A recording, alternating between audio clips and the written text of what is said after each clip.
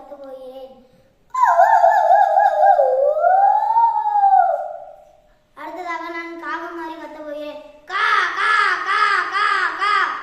அடுத்ததாக நான் பூனை மாதிரி கத்த போகிறேன். Meow meow.